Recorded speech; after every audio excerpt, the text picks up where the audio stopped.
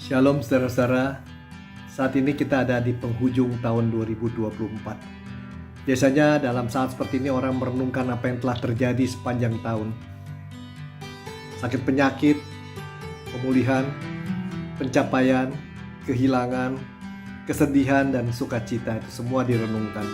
Lalu kita mulai mencari apa yang salah dan kurang pada diri kita dan kita inginkan itu diperbaiki. Kita bikin resolusi untuk tahun depan.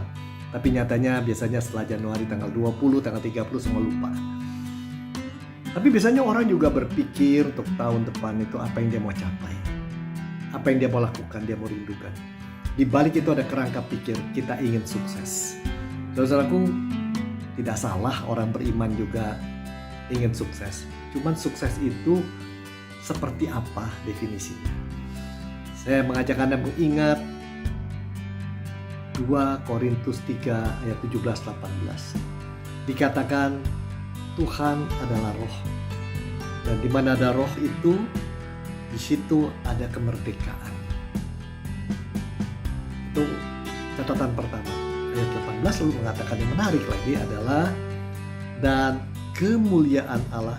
Ya, kita semua akan menerima kemuliaan Allah. Wajah kita tidak terselubung. Dan karena Allah adalah roh, maka Allah mengubah kita. Ya. Kita diubah menjadi serupa dengan gambaran Tuhan. Sehingga kemuliaannya semakin besar.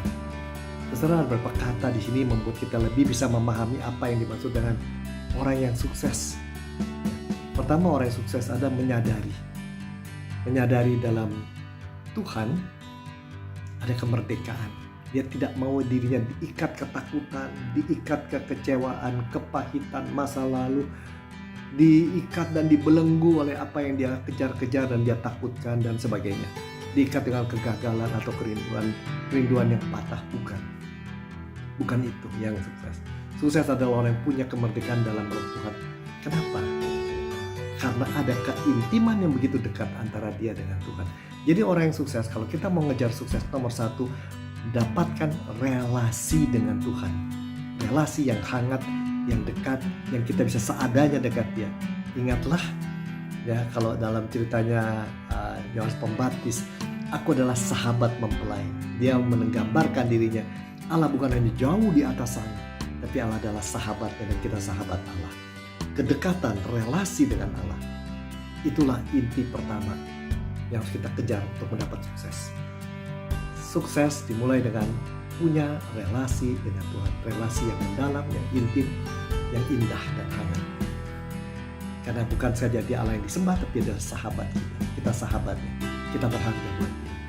Yang kedua dikatakan di sana. Ya, dikatakan di sana kalau adalah roh, maka balik lagi kita diubah menjadi serupa.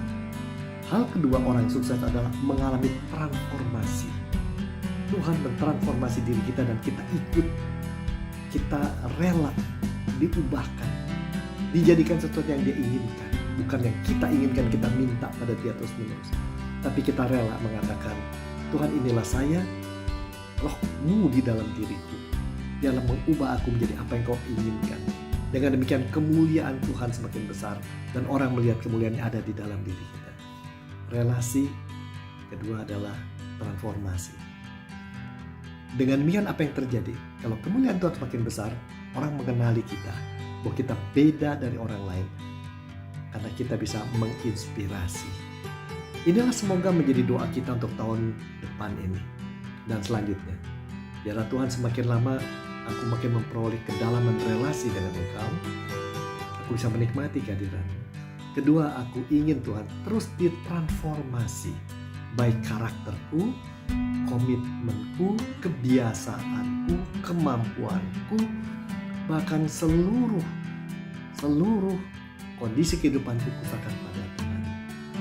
Dan yang ketiga, Tuhan, biarlah di dalam hidup demikian aku menjadi sosok yang menginspirasi keluargaku, temanku, tempat pekerjaanku, gerejaku, bahkan tetanggaku, masyarakat di sekitar. Saudaraku, kalau kita bisa hidup dengan demikian, maka kita makin menyadari kita punya Tuhan yang begitu baik. Tuhan yang sudah menolong Anda dan saya di masa lalu melalui apapun juga. Melalui kesedihan, kesakitan, kemenangan. Terus dia menjaga, menolong, memimpin relasi yang begitu mendalam. Dan sekarang dia akan bicara pada Anda melalui apa yang dikatakan dari 2 Korintus 3 ayat 17-18. Lalu besok, tahun depan, kita tidak sendiri. Karena dia terus mentransformasi diri kita dan membuat kita menjadi sosok yang menginspirasi orang sekitar kita. Dan orang akan mengatakan, Tuhan memang sangat mulia. Aku lihat di dalam kehidupan. Tuhan sangat mengasihi karena aku lihat di dalam kehidupan dia. Tuhan berkati Anda.